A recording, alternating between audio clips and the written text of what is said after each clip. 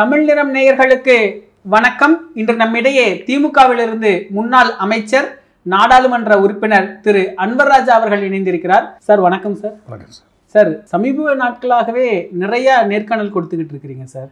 நாங்கள் பார்த்துக்கிட்டே இருக்கிறோம்.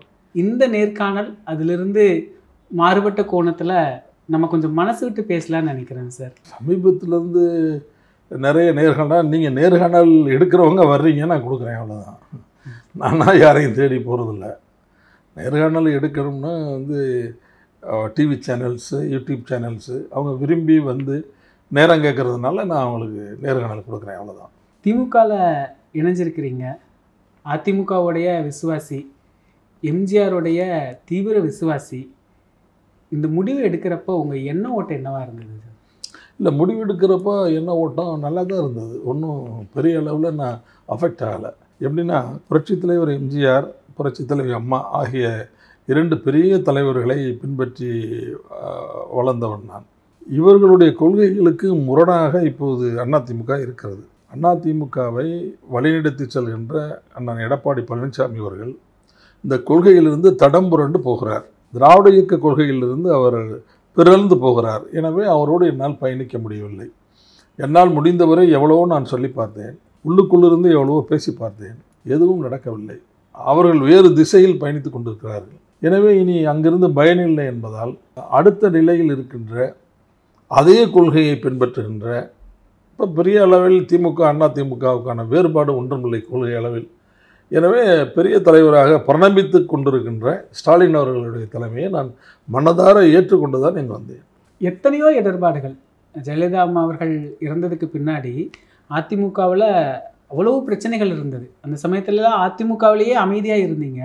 எந்த இடத்துல நம்பிக்கையின்மை ஏற்பட்டது சார்? அதாவது, ஒரு கூட்டணி வைக்கும்போது அதிமுக பெரிய கட்சி, அதிமுகவும் இன்னொரு கட்சியும் கூட்டணி வைத்தால் அதில் அதிமுகவின் கட்டுப்பாட்டில் தான் கூட்டணி கட்சிகள் இருக்க வேண்டும். ஆனால் கூட்டணி கட்சியின் கட்டுப்பாட்டில் அதிமுக இருக்கிறது என்கிற சூழ்நிலை வரும்போது என்னால் அதை ஏற்றுக்கொள்ள முடியவில்லை. அதனால தான் நான் இங்கேருந்து இப்போ இங்கே வந்தேன். நான் நிறைய ஏற்கனவே சொல்லிட்டேன் இது சம்பந்தமாக. பல நேரங்களில் அண்ணன் எடப்பாடி பழனிசாமி அவர்களிடமும் அவர்களுக்கு பின்னால் இருக்கின்ற தலைவர்களிடமும் பல நேரங்களில் இது குறித்து பேசியிருக்கிறேன். பேசியிருந்தும் அதுக்கு எந்த பலனும் இல்லை, இனி எந்த பயனும் வராது என்றதற்கு பிறகு கட்சியை ஒற்றுமைப்படுத்தி வெற்றி பாதைக்கு அழைத்து செல்ல வேண்டும் என்ற எண்ணம் அண்ணன் எடப்பாடி பழனிசாமி அவர்களுக்கு இல்லை. அது இரண்டாம் கட்ட தலைவர்கள் ஒரு 6 அமைச்சர்கள் அவரை நேரில் சந்தித்து பேசி மிகப்பெரிய அளவிலே சண்டையெல்லாம் போட்டு எல்லாம் பண்ணியதற்கு பிறகு கூட சண்டை எல்லாமே நடந்தது. ஆமாம்மா, 3 மணி நேரம் அந்த பிரதிவாதங்கள் நடந்தது 2021 சமயத்தில். இப்போ சமீபத்தில் ஆமாம், ஒரு வருஷத்துக்கு முன்னால் அவருடைய வீட்டில். சரிங்க. அதாவது பிரிந்து போனவர்களெல்லாம் ஒன்று சேர்க்க வேண்டும் என்று மூத்த தலைவர்களெல்லாம் ஒரு குழுவாக பேசி ஒரு 6 முன்னாள் அமைச்சர்கள், அவங்க தான் இப்போ செகண்டரி லீடராக இருக்காங்க, அவங்கெல்லாம் எடப்பாடியின் வீட்டுக்கே போய் பேசினாங்க. பேசியதில் எந்த பலனும் கிடைக்கவில்லை. நான் பார்த்துக்கிறேன், நீங்கள் போங்க, எனக்கு இந்த ஒரு சந்தர்ப்பம் கொடுங்க, நான் கண்டிப்பாக ஜெயிச்சு காட்டுறேன் அப்படின்னு அவர் சொல்லி எல்லாரையும் போய் சொல்லிட்டாரு. இப்போ இவங்க போய் பேசினவங்க என்ன பேசுனாங்கன்னா, நீங்கள் அதிமுக பிரிந்து போனவங்கள பூரா நீங்கள் சேர்த்துக்குங்க, சேர்த்தா நமக்கு கண்டிப்பாக நிச்சயமாக அதிமுக உயிர் தழுகின்ற வாய்ப்பு இருக்கிறது அப்படின்னு சொன்னாங்க. அதை அவர் ஒத்துக்கல. அப்படிலாம் இருக்கும்போது இவர் எம்ஜிஆரை பின்பற்றவில்லை, இவர் அம்மாவை பின்பற்றவில்லை என்று எனக்கு தெரியுது. இருந்தாலும் எப்படியாவது ஒரு சூழ்நிலையில் அவர் இந்த முடிவுக்கு விடுவாரா, அதிமுகவை ஒற்றுமையுள்ள கட்சியாக வைக்க வேண்டும் என்ற எண்ணம் அவருக்கு விடாதா என்றெல்லாம் எதிர்பார்த்து காத்திருந்தோம். ஆனால் என்னுடைய எதிர்பார்ப்பு பொய்யாகிவிட்டது. எப்படின்னா, என்னுடைய எண்ணம் நிறைவேறவில்லை. அதற்கு பதிலாக என்ன நடக்குதுன்னா, எதிர்மாறாக அதிமுகவை பிஜேபிக்கு அடிமை சாசனம் வெளி கொடுத்ததை போல இப்போது ஒரு கூட்டணி அமைந்திருக்கிறது. அப்போ இந்த கூட்டணியை நான் ஏற்கவில்லை. பிஜேபியோடு கூட்டணி வைப்பதை நான் எதிர்க்கவில்லை. அம்மா கூட்டணி வைத்தார்கள், நாங்கள் எதிர்க்கலை. அம்மா 2 தடவை கூட்டணி வச்சாங்க, நாங்கள் எதிர்க்கலை. இப்போ எடப்பாடி பழனிசாமி என்னன்னு ஏற்கனவே 2 தடவை கூட்டணி வச்சாங்க, 19 கூட்டணி, 21 கூட்டணி, அதையும் நாங்கள் எதிர்க்கலை. நாங்கள் அது ஏன்னா அது தேர்தல் காலத்தில் செய்யப்படுகின்ற ஒரு ஏற்பாடு. கூட்டணின்னா அது வெற்றியை மட்டுமே மையமாக கொண்டு வச்ச ஏற்பாடு. எலெக்ஷன் முடிஞ்சால் அந்த கூட்டணி முடிஞ்சிடும், அவ்வளோதான். அதனால் நாங்கள் அதை எதிர்க்கவே இல்லை. ஆனால் இப்போ வச்சுருக்கிற கூட்டணி அப்படி இல்லை. இப்போ வச்சுருக்கிற கூட்டணி பிஜேபிக்கு அடிமை சாசனம் எழுதி கொடுத்ததை போல, பிஜேபி சொல்வதை அதிமுக கேட்பது என்கிற நிலைமையில் இந்த கூட்டணி இப்போது உருவாகியிருக்கிறது. அதனால் இந்த கூட்டம் இனிமேலும் வந்து எடப்பாடி அண்ணன் வந்து எல்லாரையும் அணைத்து கொள்ள வேண்டும், எல்லாரையும் சேர்த்து கொள்ள வேண்டும், அதிமுகவுக்கு இருக்கிற தனித்தன்மையை காப்பாற்ற வேண்டும் என்ற முடிவுக்கு வருவார் என்ற நம்பிக்கை எனக்கு இல்லாத காரணத்தால் நான் இந்த அதிமுகவிலிருந்து விலகி திமுகவில் சேர்ந்தேன். அரசியல் இதெல்லாமே சார்ந்து இதில் தனிப்பட்டு வச்சுட்டோம் அப்படின்னா, நீங்கள் அறிவாலயத்துக்கு போகிறதுக்கு முன்னாடி தனிப்பட்ட முறையில் உங்களை நீங்கள் எப்படி கன்வின்ஸ் பண்ணினீங்க சார்? சரி, இனி நம்ம பையனை திமுக இல்லை, அதாவது அறிவாலயம்ங்கிறது அண்ணா கலைஞர், சரியா? புரட்சித் தலைவர் எம்ஜிஆர் மாளிகைங்கிறது அண்ணா, புரட்சித் தலைவர் எம்ஜிஆர் அம்மா, சரிதானே? இங்கேயே அண்ணா இருக்கிறாரு, பெரியார் இருக்கிறாரு, கலைஞர் மட்டும் இருக்கிறாரு, அவ்வளோதான். இந்த கலைஞருக்கும் எம்ஜிஆருக்கும் தான் வந்து ஒருவருக்கு ஒருவர் யார் பெரியவர் என்பதில் தான் பிரச்சனையே தவிர கொள்கையில் பிரச்சனை இல்லை. ஒத்துக்கிறீங்களா? அது ஒத்துக்கிறோம் சார். எப்படி இருந்தாலும் அண்ணா அவர்களுடைய கொள்கையை தான் எம்ஜிஆர் பின்பற்றினார். எம்ஜிஆர் அவர்கள் வந்து அண்ணாவுடைய கொள்கையை சொன்னார் அப்படின்னா, அண்ணா அவர்கள் பெரியாருடைய கொள்கைகளை பின்பற்றினார். திமுகவுக்கு அதிமுகவுக்கு கொள்கைகள் வேறுபாடு இல்லை. ஆமாம். அப்படிங்கும்போது எனக்கு போகிறதுக்கு என்ன சமரசம் செய்து கொள்வதற்கு ஒரு பெரிய முயற்சி எடுக்க வேண்டியது இல்லையே. நான் வந்து வேறு எங்கேயாவது போகிறேன்னா யோசிக்கணும். நான் வந்து ஸ்டாலின் தளபதியுடைய தலைமையை தானே ஏற்றுக்கிறேன். இப்போ இதில் வந்து திராவிட இயக்க கொள்கைகளை பின்பற்றுவதில் எந்த விதத்திலும் பின்வாங்காத ஒரு தலைவர், ஒரு ஆட்சி, அந்த ஆட்சிக்கு பின்னால் தான் நான் போகிறேன். அதனால் எனக்கு எந்த மனக்லேசமும் இல்லை. நீங்கள் திமுகவில் இணைஞ்சதுக்கு அப்புறம் உங்களுக்கு தெரிந்த ஆட்கள், உங்கள் நண்பர்கள், அதிமுக தொண்டர்கள் இவங்கெல்லாம் உங்கள்கிட்ட பேசியிருப்பாங்க. என்ன சொன்னாங்க சார் இந்த முடிவை பற்றி? ஒன்றும் சொல்லலை. பல பேர் நல்ல முடிவுங்கிறாங்க. பல பேர், அதாவது நடுநிலையாளர்கள், இல்லை அதிமுகவிலே இருக்கின்ற என்னுடைய நண்பர்கள், சரியான நேரத்தில் சரியான முடிவை நீங்கள் எடுத்தீர்கள் அப்படின்னு சொல்கிறாங்க. யாருமே சொல்லலையா நீங்கள் ரொம்ப அவசரப்பட்டுட்டீங்க அதிமுகவில் இதுவரை அப்படி யாரும் என்கிட்ட சொல்லலை. ஆனால் இனிமேல் சொல்லலாம். ஏன்னா இப்போ தான் நான் பண்ணியிருக்கிறேன். இனிமேல் தான் வந்து அவங்களுக்கு ஒரு பெரிய, எங்கள் டிஸ்ட்ரிக்டில் இருக்கிறவங்களுக்கு சில பேருக்கு இது ஒரு பெரிய அதிர்ச்சியாக இருக்கலாம். நம்ம திடீர்னு என்ன அண்ணா இப்படி போயிட்டாருன்னு இனிமேல் என்னை சந்திக்கிற போது கேட்டாலும் கேட்கலாம். ஆனால் இதுவரையும் யாரும் கேட்கல. இது வரைக்கும் யாருமே அவசரப்பட்டீங்கன்னு கேட்கல. அவர் என்ன சொல்கிறாங்கன்னா, அவர் ஒரு முடிவுக்கு வந்தாருன்னா அது சரியான முடிவாக தான் இருக்கும், அது என்ன சூழ்நிலைன்னு தெரியலை அப்படின்னு அவங்களுக்குள்ளே பேசிக்கிறதா நான் கேள்விப்பட்டேன். அவ்வளோதான். எல்லாரும் பேசுகிறப்போ இப்போ எம்ஜிஆர் சொன்னார் தீய சக்தி அப்படின்னு, ஜெயலலிதா அவர்கள் சொன்னாங்க தீய சக்தின்னு. ஆனால் இதெல்லாம் விடுத்து இப்போ அதிமுகவுக்கு எதிரி திமுக, பாஜக இல்லை அப்படிங்கிற வாதத்தை எப்படி பார்க்குறதுங்க சார்? நான் என்ன சொல்கிறேன்னா, அது வந்து கலைஞர் உயிரோடு இருக்கிற வரையும் நீங்கள் சொன்னது, தலைவர் சொன்னது, போனது வந்தது எல்லாம். இப்போ கலைஞரும் இல்லை, அம்மாவும் இல்லை, புரட்சி தலைவர் எம்ஜிஆரும் இல்லை. இப்போ இருக்கிற தலைமை, அதை தான் நம்ம கம்பேர் பண்ணி பார்க்கணும். இப்போ இருக்கிற தலைமையில் தளபதி ஸ்டாலின் இருக்கிறாரு. ஒரு மென்மையான அரசியல் தலைவர். அதாவது யாரையும் வந்து சுடுஞ்சொற்களால், கடுஞ்சொற்களால் சொல்லாமல் ரொம்ப மென்மையாக, ரொம்ப நாகரிகமாக, ஒரு சிவிலைஸ்டு பாலிட்டிஷியன். அதனால் அவரை பின்பற்றுறதுல எனக்கு வந்து எந்த கருத்து மாறுபாடும் இல்லை. ஒரு இக்கட்டான நேரத்தில் அதிமுகவை விட்டுட்டு வந்துட்டோன்னு யோசிச்சிங்களா சார்? இல்லை, அதிமுக ரொம்ப இக்கட்டான சூழ்நிலைக்கு வந்து 6-7 வருஷம் ஆச்சு. அது பழனிசாமின்ட்டே நான் பல தடவை சொல்லியிருக்கேன், எடப்பாடியார்ட்டே சொல்லியிருக்கேன், வேலுமணிகிட்ட சொல்லியிருக்கேன், தங்கமணிகிட்ட சொல்லியிருக்கேன், சுகாதாரத்துறை அமைச்சர் விஜயபாஸ்கர்கிட்ட சொல்லியிருக்கேன், எல்லாத்துலேயும் சொல்லியிருக்கேன். பல நேரங்களில் சண்டை போட்டிருக்கேன். செயற்குழுலாம் நான் நேரடியாகவே எடப்பாடி பழனிசாமிகிட்ட சண்டை போட்டிருக்கேன். நீங்கள் வந்து இந்த தேர்தல் வந்து, முடிந்த தேர்தல் வந்து எடப்பாடி பழனிசாமி அண்ணனுக்கு வெற்றி, அதிமுகவுக்கு தோல்வின்லாம் பேசியிருக்கேன். நிறைய விஷயங்கள்லாம் நான் சொல்லியிருக்கேன். இப்படிலாம் போராடி இப்படிலாம் பேசுனதுனால கட்சியிலேருந்து சஸ்பெண்ட் பண்ணி வச்சாங்க. என்ன 1.5 வருஷம் கட்சிக்கு வெளியே இருந்தாலும் கட்சி வேலையை தான் பார்த்தேன். அந்த அதிமுக தொண்டர்கள் என்னை விடல, அவங்க தான் என்னை வந்து போய்கிட்டு இருந்தாங்க. அதுக்கு பின்னால் ஒரு உள்ளாட்சி தேர்தல் வந்துச்சு. அந்த தேர்தல் கூட நான் ஆலோசனை வழங்கிட்டே இருந்தேன், இப்படி பண்ணுங்க அப்படின்னு சொல்லிக்கிட்டே இருந்தேன். இந்த கட்சியிலேருந்து போகணுங்கிற எண்ணமே எனக்கு இல்லை. இப்போ மறுபடியும் திருப்பி வந்து எடப்பாடி பழனிசாமி என்ன அவருடைய நிலைப்பாட்டிலேருந்து கண்டிப்பாக திரும்ப போகிறதில்ல, மாற போகிறதில்ல, அவர் மறுபடியும் திருந்துவதற்கான வாய்ப்பு இல்லைன்னு தெரிஞ்சதுக்கு பின்னால் தான் வேறு வழியே இல்லாமல் நான் வந்து இப்போ திமுகவுக்கு வந்திருக்கேன். அதிமுகவோட எதிர்காலம் என்ன ஆகும் சார்? அது வீழ்ந்துக்கிட்டே இருக்குது. இப்போ 20% மாறிடுச்சு. ஆனால் அதெல்லாம் ஏற்றுக்க மாட்டேங்கிறாங்கல்ல, இதை எப்படி பார்க்குறீங்க? இல்லை, இப்போ எடப்பாடி என்ன ஒன்று திருந்தணும், இல்லைன்னா அவருக்கு பதிலாக வேறு ஒரு தலைமை வரணும். வந்தால் அது உயிர் தள்ளக்கூடிய வாய்ப்பு இருக்குது. இப்போ ஜெயலலிதா அம்மா மறைவுக்கு பின்னாடி நிறைய மிஸ்டேக் எடப்பாடி பண்ணுறாரு. ஆனால் அதை பற்றியெல்லாம் பெருசாக வெளியே யாருமே பேசிக்க மாட்டேங்கிறாங்க. இல்லைங்க, அவர்கிட்ட பவர் இருக்குங்க. அவர் ஜென்ரல் செக்ரட்டரிங்க. ஜென்ரல் செக்ரட்டரி வந்து பார்ட்டி, ஒரு கட்சியினுடைய பெரிய தலைவர். அவர் நாளைக்கு எலெக்ஷன் வந்தால் எம்எல்ஏ சீட்டு கொடுக்குற அதிகாரம் அவர் கையில் இருக்குது, எம்பி சீட் கொடுக்குற அதிகாரம் அவர் கையில் இருக்குது.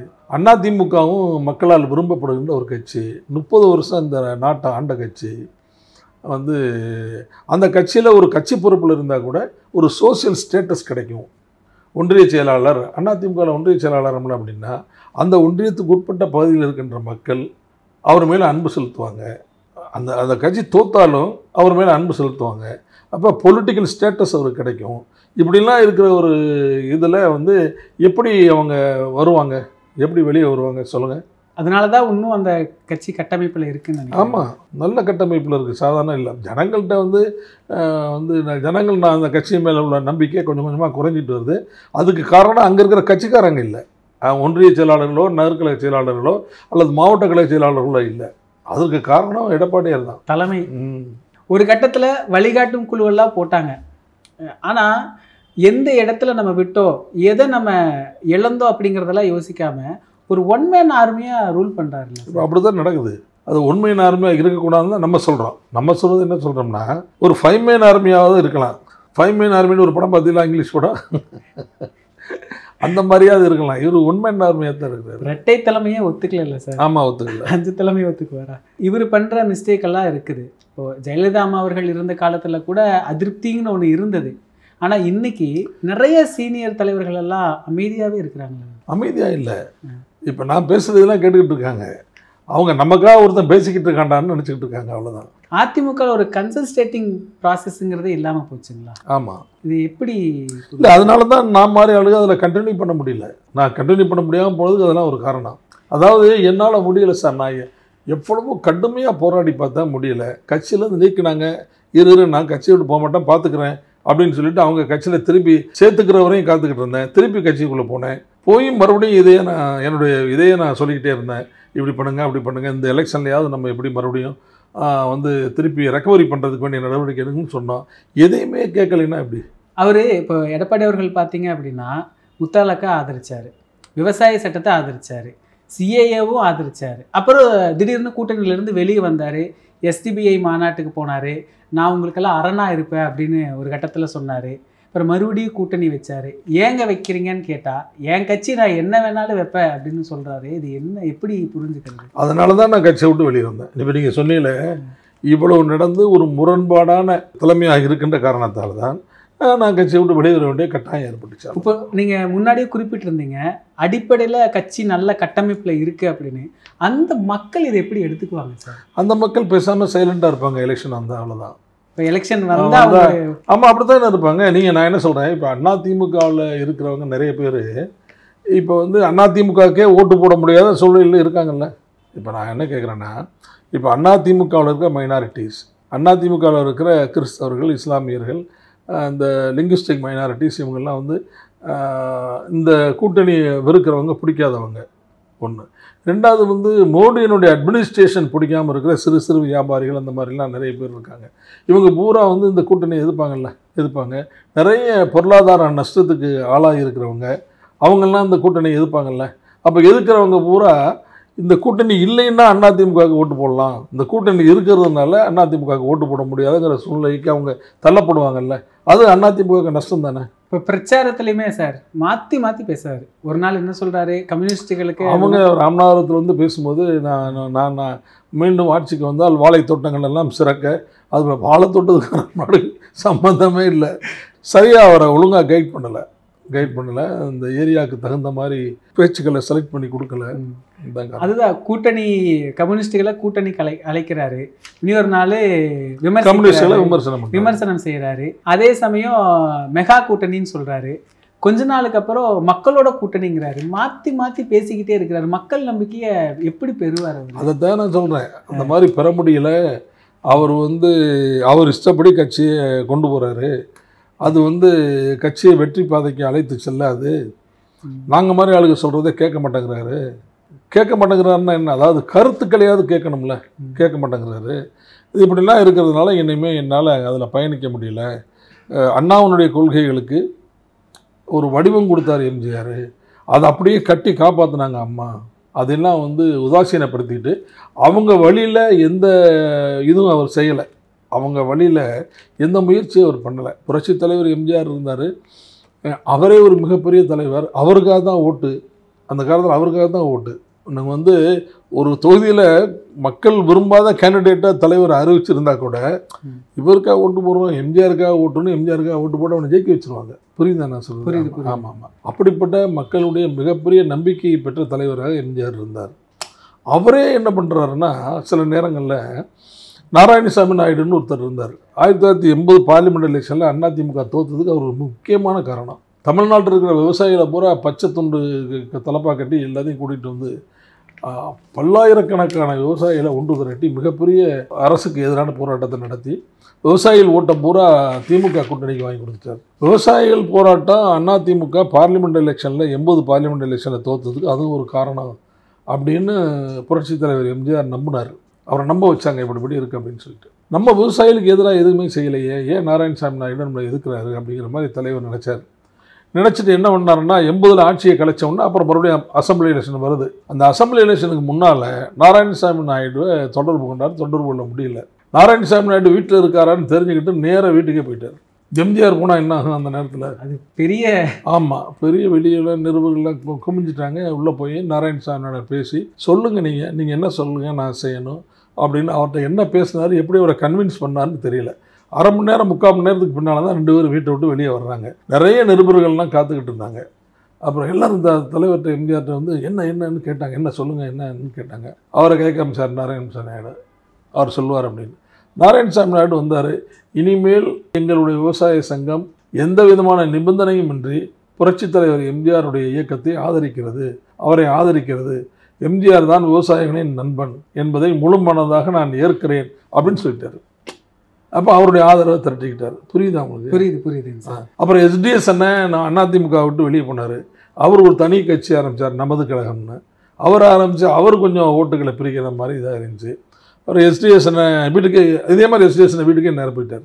நேராக போய் உள்ளே போய் எஸ்டிஎஸ் அண்ணன் வீட்டிலே போய் ஒரு தோசை பாட்டு கொடுங்கம்மான்னு சொல்லி கேட்டு போட்டு வாங்கி எஸ்டிஎஸ் அண்ணன் கையோட பிடிச்சி இழுத்துட்டு வந்து அதிமுகவில் வாங்கினேன், பழைய மாதிரி நம்ம இருப்போம், நீங்கள் தான் இந்த கட்சி ஆரம்பிக்கிறதுக்கு துணையாக இருந்தீங்க எனக்குன்னு கூட்டிகிட்டு வந்துட்டார். இப்படி எதனால் நாம் செல்வாக்கை இழந்தோம், எதனால் நாம் வந்து இவ்வளோ பெரிய செல்வாக்கு மிகுந்த நபருக்கு பார்லிமெண்ட் எலெக்ஷனில் தோல்வி வந்தது எதனால் அப்படிங்கிறதெல்லாம் ஆராய்ஞ்சு அன்னைக்கு இருந்த அதிமுகவை ஒன்றாக்குனாரா இல்லையா எம்ஜிஆர்? கண்டிப்பாக சார். அதே மாதிரி தான் அம்மாவும் அப்படித்தான்.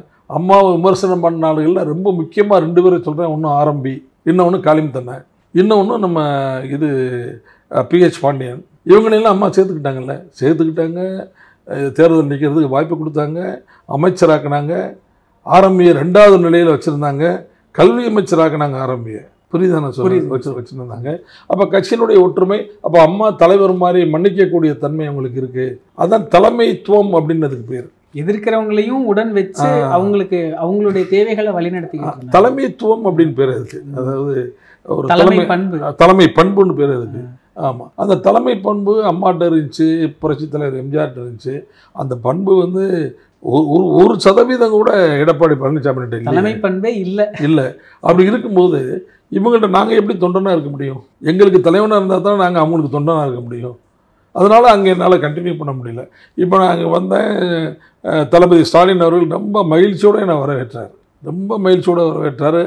அளவு கடந்த அன்பு, ரொம்ப சாஃப்ட்டு நேச்சர், நீட்டாக அன்னை வாங்கினேன், நீங்கள்லாம் எப்போ வந்திருக்கணும், ரொம்ப ரொம்ப சந்தோஷம் எனக்கு அப்படின்னு சொன்னார். அவர் இவரை வந்து எனக்கு அறிமுகப்படுத்தி வச்சார். அவருடைய சென்னை இவர் துணை முதல்வரை எனக்கு அறிமுகப்படுத்தி வச்சார். ரொம்ப அருமையாக நடந்துக்கிட்டார். இன்னை வரையும் நான் சேர்ந்து இப்போ வந்து 10-15 நாள் ஆகுது. இன்னை வரையுமே ரொம்ப சாஃப்டாக நான் ஒரு 3-4 தடவை பார்த்துட்டேன் அவரை. சரி, ரொம்ப மகிழ்ச்சியாக என்னை பார்க்கும்போது ரொம்ப மகிழ்ச்சியாக வந்து வணக்கம் வைக்கிறாரு. நானும் மகிழ்ச்சியாக இருக்கிறேன், ரொம்ப சந்தோஷமாக இருக்கிறேன், ஒன்றும் பிரச்சனையே இல்லை. இப்போது எடப்பாடி அவர்கள்கிட்ட இருக்கக்கூடிய ஒரு பெரிய சிக்கல் என்னென்னா, இப்போ நீங்கள் எம்ஜிஆர் அவர்களுடைய தலைமை, ஜெயலலிதா அவர்களுடைய தலைமை சொல்கிறீங்க, ஒரு பக்கம் பொதுமக்கள் இதெல்லாம் அவருக்கு பிடிக்காது. அவரை மட்டும் தலைவர்னு சொல்லணும். அதுதான் அவரு துணை ஒருங்கிணைப்பாளர்ல இருந்து தன்னைத்தானே பொதுச் செயலாளரா மாத்திக்கிட்டாரு. ஆமா. அப்போ இவர்கிட்ட பொதுமக்கள் கிட்டே ஒரு நம்பிக்கை இப்ப இருக்கு. இப்போ அறிவுசார் சமூகத்துல பாத்தீங்கன்னா சார், சமீபத்துல ஒரு பொருளாதார புள்ளி விவரம் வருது. பெரிய பெரிய எக்கனாமிக்ஸ்ட் எழுதுறாங்க, பொருளாதார நிபுணர்கள், பத்திரிகையாளர்கள் எல்லாம் எழுதுறாங்க இரட்டை இலக்கம்னு. இவர் சும்மா சொல்றாரு அதெல்லாம் ஒண்ணும் இல்லை, அதெல்லாம் போய் ஏமாத்து வேலைங்கிறாரு. அறிவுசார் சமூகம் இவர் எப்படி பார்க்கும்? ஒரு தலைவரே இல்லைன்னு நினைக்கும், அவ்வளோதான். இவரெல்லாம் வந்து பொருத்தமில்லாத தலைவர், நல்ல கட்சிக்கு ஒரு பொருத்தமில்லாத தலைவர், அப்படிதான் பார்க்கணும். இப்போ அம்மா அவர்களுடைய ஒரு அறிக்கையே அவ்வளவு ஆழமா இருக்கும். இவருக்கு பேச்சு எழுதி கொடுக்குறவங்களோ இல்ல அறிக்கை எழுதி கொடுக்குறவங்களோ இது எல்லாமே கொஞ்சம் கூட ஒரு அதை அவர் படிக்கிறதே இல்லை. நீங்க அம்மாவுக்கு எழுதி கொடுத்து நம்ம தப்பிக்க முடியாது.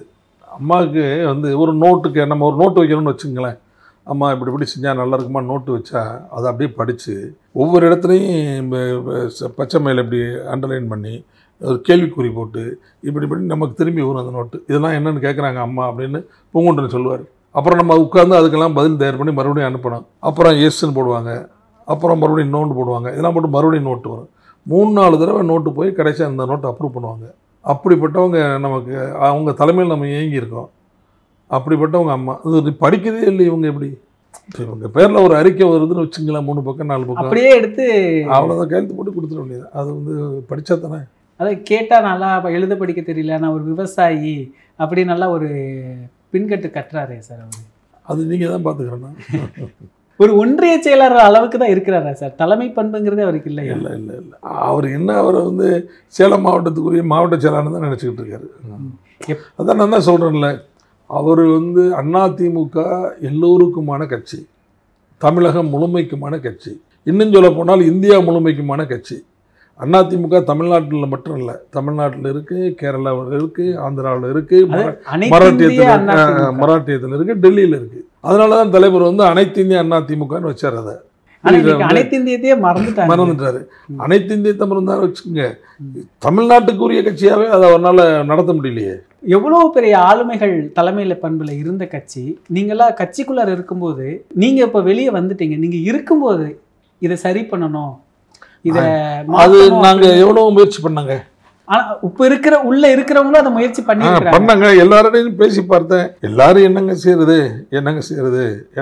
தான் சொல்றாங்களே தவிர அவங்களால ஒன்றும் பண்ண முடியல. இப்போ இந்த பக்கம் ஓபிஎஸ் அவர்கள் பார்த்தீங்களா, அவரே போய் சந்திச்சா இல்லை அவரை வந்து கட்சியிலையும் சேர்த்துக்க மாட்டார், கூட்டணியிலையும் சேர்த்துக்க மாட்டார். அவர் ஏதாவது ஒரு அரசியல் நிலைப்பாடு எடுத்தால் அதிமுக தொண்டர்கள் உங்களை மன்னிக்க மாட்டாங்க அப்படின்னு பேசுறாரு. இது எதுக்காக? எப்படி பார்க்கலாம்? அது அவருக்கு எல்லாரும் அடிமையாக இருக்க முடியுமாங்க? ஓபிஎஸ் வந்து அம்மாவுடைய நம்பிக்கையை பெற்று 3 தடவை முதலமைச்சராக இருந்தார். அம்மா ட்ராப் ஆகும்போதுலாம் அவர் தான் முதலமைச்சர், அப்புறம் அம்மா ட்ராப் ஆனால் அவர் தான் முதலமைச்சர். அப்போ அம்மா டிமைஸுக்கு பின்னால் கூட நான் அந்த இடத்துல பக்கத்தில் நிற்கிறேன், நான் தம்பிதுரையெல்லாம் அங்கே நிற்கிறோம். அப்போ கூட சின்னம்மா என்ன சொன்னாங்கன்னா, ஓபிஎஸ்க்கு நீங்கள் முதலமைச்சரை பதவி எடுத்துங்கன்னு சொல்கிறாங்க. இவர் தயங்குறாரு, சொல்கிறத செய்யுங்க போங்க அப்படின்னு சொல்கிறாங்க. 4வது வரிசையில் இருந்தார். ஆமாம், அழுதுகிட்டே இல்லை ஓபிஎஸ்ஸை போய் நீங்கள் முதலமைச்சராக பதவி எடுத்துங்கன்னு அம்மா சின்னம்மா சொல்கிறாங்க. புரியுதா? வந்து சின்னம்மா வந்து ஓபிஎஸ் எடுத்துக்க சொல்கிறாங்க. ஆமாம், முதலமைச்சர் இறந்து போயிட்டா கேபினட் போயிருதுல, அப்போ ஒரு ஆள் முதலமைச்சராக பதவி எடுக்கணும்ல. அப்படிதான் இப்போ தலைவர் இறந்து போனாருன்னா அந்த இறந்த சமயத்தில் ஆமாம், விடிய கால ஒரு 4 மணிக்கு இறந்து போனாருன்னா 5 மணிக்கு போய் நாவலர் வந்து முதலமைச்சராக பதவி எடுத்துக்கிட்டார்ல. அதே மாதிரி ஒரு சிஎம் இருக்கிறவங்க இறந்து போயிட்டா இமீடியட்டாக போய் பதவி எடுத்துக்கிட்டு அப்புறமா வந்து சட்டமன்ற உறுப்பினர்கள் வந்து ஆதரவு இல்லை அப்படிங்கிற மாதிரி இருந்தால் தான் அந்த சட்டமன்ற உறுப்பினர்கள் கூட்டம் போட்டு அந்த முடிவுக்கு வரணும். சரி, புரியுதா உங்களுக்கு? ஆமாம், அந்த மாதிரி சந்தர்ப்பத்திலையும் ஓபிஎஸ் தான் சிஎம். அப்படிலாம் இருந்தவர் வந்து கட்சியிலேயே சேர்த்துக்க மாட்டேன்னா என்ன அர்த்தம்? அது வந்து நியாயம் இல்லையே. ஓபிஎஸ்ஸை சேர்த்துக்கலைங்கிறது நியாயம் இல்லைதான் ஏங்க சார்? அது உங்களுடைய நிலைப்பாடும் அதுதான். அதிமுக தொண்டன் இப்போ அதிமுக எடப்பாடி என்ன பின்னால் இருக்கிற தொண்டர்கள் இருக்காங்களே, அவங்களோட நிலைப்பாடு அதுதான். அது ஓபிஎஸ் வந்து எனக்கு கட்சியில் சும்மா சேர்த்துக்குங்க, எந்த பதவியும் எனக்கு வேணான்னு சொல்லும்போது காலில் கூட விழுகிறதா அது வந்து ஒரு தொண்டர் சொன்னார். நாங்கள் காலில் உள்ள விடுங்க, எங்களை சேர்ந்துக்குங்கன்னா இந்த கட்சி எப்படியாவது நல்லா இருக்கணும்னு நினைக்கிற தொண்டர்கள் தான் அப்படி சொல்கிறாங்க. சசிகலா அவர்கள் அமைதியாகவே இருந்தாங்க. இவர் சொன்னார், உங்களை யார் அமைதியாக இருக்க சொன்னாங்க அப்படின்னு அவமானப்படுத்தினார். அவங்க ஏதாவது ஒரு அரசியல் நிலைப்பாடு எடுத்தால் அதை விமர்சனம் செய்யறது. என்ன நினைக்கிறாரு? இவர் நினைக்கிறது தான் அவங்கெல்லாம் செய்யணும் அப்படின்னு நினைக்கிறாரு. காம்ப்ரமைஸ்க்கே வரல. இல்லை, ஆமாம், வரல. எப்படி இது நீங்கள் கேட்குறது? நான் சொல்கிறது தான் நீங்கள் கேட்குறீங்க, நான் நினைக்கிறது நீங்கள் கேட்குறீங்க. சசிகலா அவர்களுடைய முடிவுலையும் இதே தான் ஒரு காம்ப்ரமைஸ். இல்லை, அவங்க வந்து ரொம்ப என்னைய கேட்டால் ரொம்ப ஜென்யூன் பர்சனாலிட்டி. அவங்க வந்து ரொம்ப அமைதியாக, ரொம்ப பொறுமையாக. நீங்கள் இந்த பிரிவு நடக்கும்போது கூட சசிகலா அம்மா அவர்கள் பக்கத்தில் தான் இருந்தீங்க. ஆமாம். அதுக்கு அப்புறம் தான் மீண்டும் அங்கே இணைஞ்சிருந்தீங்க. சசிகலா அம்மா பக்கத்தில் நான் இல்லை, அதிமுகவில் இருந்தேன், அவ்வளோதான். அந்த ஆதரவு அவங்க அதிமுகவில் இருந்தாங்க, நானும் அதிமுகவில் இருந்தேன், அவ்வளோதான். இப்போ நீங்கள் சமீபத்தில் தான் திமுகவில் இணைஞ்சிருந்தீங்க. இந்த ஜெயக்குமார் அவர்கள், செல்லூர் ராஜ் அவர்கள்லாம் அமைதியாகவே இருக்கிறாங்க. இப்போ நேற்று கூட எடப்பாடி அவர்களுடைய காரில் செல்லூர் ராஜ் ஏறதுக்கு போகிறாரு, இல்லை நீங்கள் ஏறாதீங்கன்னு தடுக்கிறாரு. அவங்களும் ஒரு அதிருப்தியில் இருக்கிற மாதிரி இருக்குது. உண்மையாக உள்ள என்ன நடக்குது சார்? தெரியல சார், இதே கேள்வி என் மனசில் இருக்குது, ஆனால் என்னன்னு எனக்கு பதில் தெரியல. ஒரு அதிருப்தி இருக்குன்னு நினைக்கிறீங்களா? இருக்கு. அதிருப்திலாம் இல்லாமல் இருக்காது. இப்போ அதிமுகவில் இருக்கிற 2ஆம் கட்ட தலைவர்கள் வந்து மேக்சிமம் அதிருப்தியோடு தான் இருக்காங்க. இந்த முடிவு எப்படி இருக்கும் சார்? 26 தேர்தல் முடிவு இப்போ இருக்கிற நிலைமை அப்படியே போச்சுன்னா வந்து டிஎம்கே ஸ்வீப் பண்ணிடும். கண்டிப்பாக டிஎம்கே வெற்றி அடைஞ்சிடும். பன்ருட்டியார் சொல்கிறாரு, அதிமுகக்கு இதுதான் கடைசி தேர்தல், இதுக்கப்புறம் அது ஒரு மைனாரிட்டியான ஒரு சின்ன அமைப்பாக தான் ஆகும், 29 எலெக்ஷன்லாம் அதிமுக தலைமைக்கே வராதுன்னு சொல்கிறாரு. இருக்கலாம், அவர் ஒரு பெரிய ஆள், காலத்தை கணிக்கக்கூடிய அளவுக்கு அவருக்கு திறமை இருக்குது. நான்லாம் பன்ருட்டி அண்ணனை ரொம்ப மதிக்கிறவன், அதனால் அவர் சொல்கிறதுல உண்மை இருக்கலாம். 26 தேர்தலுக்கு பிறகு இந்த அதிமுக பாஜக நிலைப்பாடெல்லாம் 26க்கு பின்னாடி என்ன ஆகும் சார்? இது பாஜக இருக்குங்க சார், அதிமுக இருக்காது. அதிமுக அவங்க முழுங்கிடுவாங்க சார். இப்போவே பொதுவெளியில் விமர்சனம் பேசிக்கிட்டு இருக்கிறாங்க, அது அதிமுக இல்லை அமித்ஷா முன்னேற்ற கழகம், அந்த தீயை தூக்கிட்டோம்னா அதில் திராவிடமும் பழிஞ்சு போச்சு அப்படிங்கிறாங்க. அந்த நிலை தான் ஏற்படும். அதெல்லாம் உண்மைதான். அது ஒரு காரணம்.